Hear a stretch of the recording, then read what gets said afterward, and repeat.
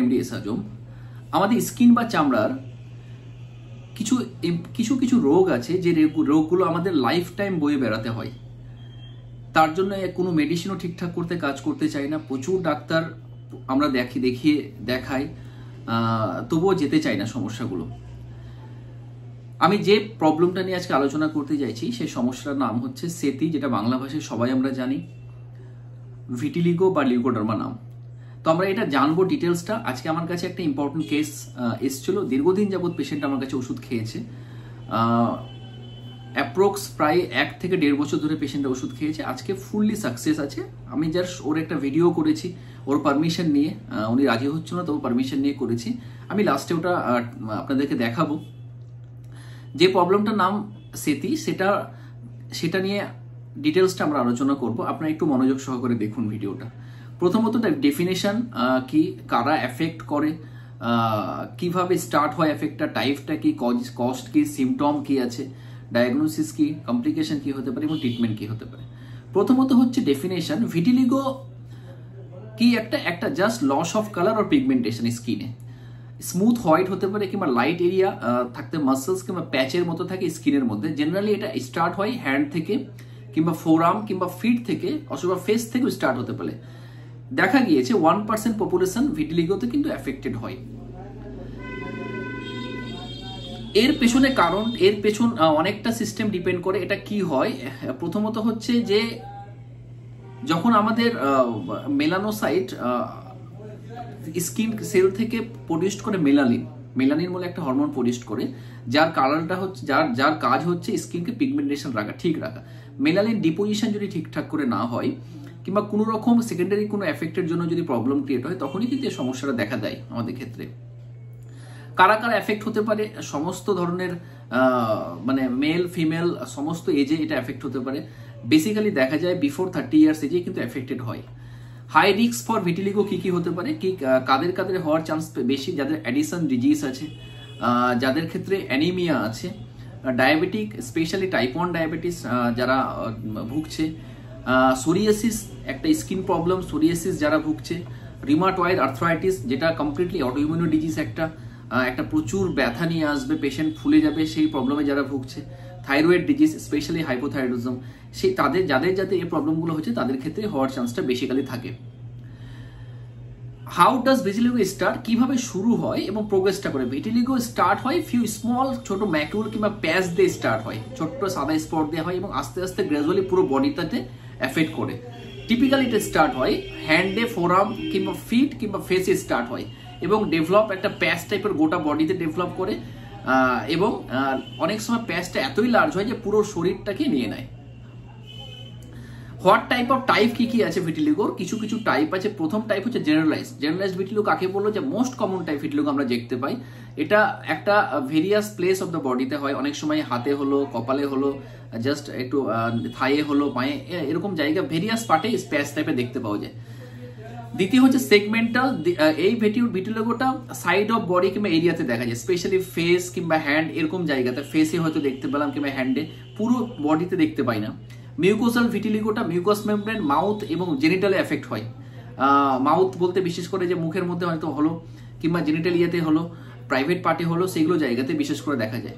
Focal ভিটিলিগোটা কি rare, প্রচন্ড rare condition, small টাইপের একটা হয়, একটা খুব রেয়ার, আমাদের কাছে খুব রেয়ার পেশেন্ট আমরা পাই, আমি তো কোনোদিনও পাইনি। একটা ইউনিভার্সাল ভিটিলিগো, রেয়ার টাইপের ভিটিলিগো, মোর দেন 80% স্কিন পুরো সাদা হয়ে যায়, যেটা ম্যাক্সিমাম আমরা রাস্তাঘাটে দেখতে পাই যে পুরো সাদা, পুরো অবধি সাদা, সেটা হচ্ছে ইউনিভার্সাল।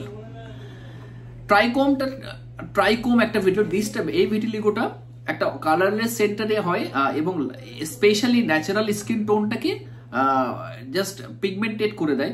রেড টাইপের হয়তো হয়ে গেল, ফুল সাদা নয়, হয়তো ব্ল্যাক রেড টাইপের আছে, এই ধরনের কিন্তু আসে। তো এই 6টা ভিটিলিগো কিন্তু আমাদের ক্ষেত্রে দেখা যায়। তার মধ্যে সব থেকে ইম্পর্টেন্ট হচ্ছে জেনারেলাইজড ভিটিলিগোটা, সব থেকে জেনারেলাইজডটা বেশি ইম্পর্টেন্ট। কজেশনটা কি, কজেশন ইজ ভেরি ইম্পর্টেন্ট। প্রথম যেটা কজ আমরা জানি যে একটা অটোইমিউনি কন্ডিশনের জন্য সব থেকে ইম্পর্টেন্ট ইমিউনোলজিক্যাল সিস্টেম, যেটা হেলদি সেল মেলানোসাইট যেটা সেলটা আছে, ফরেন একটা ব্যাকটেরিয়া গিয়ে ফরেন ব্যাকটেরিয়া নিজেদের মধ্যে অ্যান্টিজেন অ্যান্টিবডি একটা রিয়াকশন হয়, এতে মেলানোসাইটকে এফেক্ট করে এবং মেলানিন ডিপোজিশনটা কমে, তার জন্য এটা প্রবলেমটা হয়। অটোইমিউন সব থেকে ইম্পর্টেন্ট। জেনেটিক একটা ফ্যাক্টর ক্রিয়েট করে, আমরা দেখেছি 30% ক্ষেত্রে জেনেটিক কিন্তু ফ্যাক্টর ক্রিয়েট করে।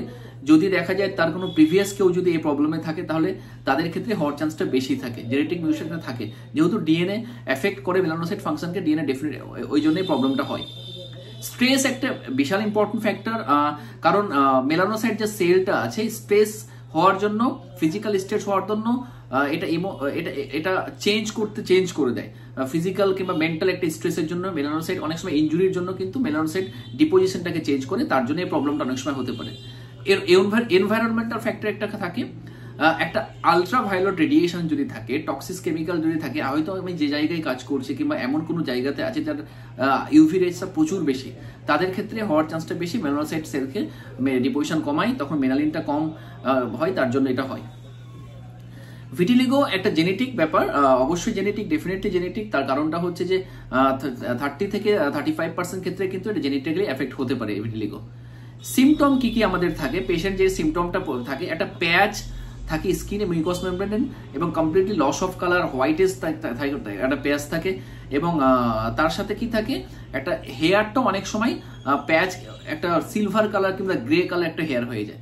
আর তেমন কোনো ব্যাপার, কোনো সিমটম থাকে না। একটা ইচি থাকতে পারে, একটা সানলাইটে একটা অনেক সময় সানবার্ন হতে পারে, একটা জ্বালা করে সানলাইট রোদে গেলে, এই প্রবলেমগুলো আসতে পারে। এই টাইপেরই কিছু সিমটম হয়। কোন কোন symptom vitiligo appear anywhere skin of the body, যে কোনো জায়গায় হতে মোস্ট কমন প্লেস যেগুলো সিমটম আছে, hand, feet, arm, face, mucous membrane, specially inside of mouth, lip এবং নোজে, জেনিটাল, স্পেশালি মেল জেনিটাল পেরিসে, এগুলো জায়গাতে কিন্তু সিমটম বেসিক্যালি দেখা যায়। যে ভিটিলিগো কি পেনফুল, অনেক পেশেন্ট আমাদের বলে পেনফুল ডাজন্ট, এটা কোনো রকম ভাবে পেনফুল না, কিন্তু হ্যাঁ কিছু কিছু পেশেন্টের ক্ষেত্রে একটু পেনফুল, সানবার্ন হয়, রোদে গেলে একটু অনেক সময় জ্বালা টাইপের কিংবা একটা আনইজি ফিল একটা অনেক সময় পেশেন্ট আমাদেরকে বলতে পারে। তো কমপ্লিকেশন কি কি হতে পারে? প্রচুর কমপ্লিকেশন এটা আছে। প্রথমত যেটা হচ্ছে প্রচুর সেন্সিটিভ স্কিন যাদের আছে তাদের ক্ষেত্রে সানবার্ন হওয়ার একটা চান্স থেকে যায়। তারপরে হচ্ছে যে আয়ে একটা অ্যাবনর্মালিটিস থাকে, যেহেতু আয়ের একটা অ্যাবনর্মালিটি অনেক সময় থাকে। অ্যাবনর্মালিটি যেটা হয় যে রেটিনাতে অনেক সময় অ্যাবনর্মালিটি দেখা যায়, এবং তার সাথে আইরিস, রেটিনাটা হচ্ছে ইনার লেয়ার অফ আই, আমাদের inner layer contain light sensitive সেলের মধ্যে আছে, এবং আইরিসটা হচ্ছে যা colour parts of the I. তো এটা অনেক সময় এফেক্টেড হয়। কিন্তু তার সাথে কি প্রিডিসপোজিশনস টু অটোইমিউন কন্ডিশন, পিপুল যখন বেশিরভাগই যেটা অটোইমিউন কন্ডিশনে থাকে তার জন্য বডি ইমিউনো সিস্টেমকে এফেক্ট করে, এবং কমন অটোইমিউন কন্ডিশন যেগুলোর জন্য বেসিক্যালি কমপ্লিকেশন হয়, তার জন্য হাইপোথাইরয়েডিজম হতে পারে, ডায়াবেটিক, অ্যানিমিয়া, এগুলো প্রবলেম কিন্তু আসতে পারে। লাস্টলি যেটা ইমোশনাল একটা চেঞ্জ থাকে, যেহেতু একটা শরীরের একটা চেঞ্জ, এতে ইমোশনালি প্রচুর একটা অ্যাংজাইটি, স্ট্রেস, ডিপ্রেশন কিন্তু একটা থাকে, প্রচুর ডিপ্রেশন, কারণ পাবলিকলি ট্যাকেল করা খুব মুশকিল হয়, প্রচুর কোয়েশ্চেন আসে আমাদের ক্ষেত্রে। অনেক পেশেন্ট আমরা বলেছি মুখ ঢেকে জ্বালাচ্ছি, কিছু বলতে পারি না লোকজন, অনেকজনই সাইকোলজিক্যালি অনেক পেশেন্ট কিন্তু ভেঙে পড়ে। তো এটা একটা প্রবলেম কিন্তু কমপ্লিকেশনের মধ্যে আসে। লাস্টলি যেটা বেশি ইম্পর্টেন্ট, ট্রিটমেন্টের ক্ষেত্রে আমি বলবো না যে সম্পূর্ণ হারে এটা সম্পূর্ণ সেরে যায়। ডেফিনেটলি গুড মেডিসিন আমাদের ক্ষেত্রে আছে, সাকসেস রেটও খুব ভালো, তবে 100% সাকসেস রেট কোনোদিনও আমি বলবো না। আমি আমার ক্ষেত্রে বলছি ফেলিওরও প্রচুর হয়, সাকসেস প্রচুর হয়। সাকসেস কেস আমি একটা দেবো, কিন্তু আমরা দেখেছি টোটালিটি অফ সিমটম যদি করি, মায়াজমেটিক ডায়াগনোসিস যদি করি, পেশেন্ট যদি আমাদেরকে সময় দেয়, যদি আমরা লং টার্ম ধরে যদি ট্রিটমেন্ট করি, তাহলে ডেফিনেটলি তার রেসপন্স আমরা পেয়েছি এবং পাবো। এবং ম্যাক্সিমাম ডাক্তাররা, ম্যাক্সিমাম যারা বিএইচএমএস ডক্টর হয় তারা সম্পূর্ণভাবে আমার কথা এগ্রি হবে ডেফিনেটলি। আমরা দেখেছি যে কেস টেকিং, আমরা টোটালি অফ সিমটম করে যেসব ওষুধগুলো আমাদের আছে তার মধ্যে কিছু কিছু ওষুধের নাম আমি বলছি। সোরাইনাম খুব ভালো আছে, সাইলেশিয়া খুব ভালো আছে, ব্রিমিস্টোন খুবই ভালো আসে, টিউবারকুলিনাম খুব ভালো আছে, Bacillinum, carcinosin, calcarea curve, calcarea ফস, এইসব ড্রাগগুলো, মেডিসিনগুলো আমাদের আফটার কেস টেকিং খুব ভালো দেখেছি যে আমরা ম্যাক্সিমাম ক্ষেত্রে কিন্তু আসে। এবং আমরা অবশ্যই 50 মিনিটস মেডিসিন এর জন্য খুবই ভালো। তার কারণটা হচ্ছে যে আমরা রিপিটেডলি চালালে কিন্তু পেশেন্টের প্রবলেমটা তাড়াতাড়ি সারার চেষ্টা হবে।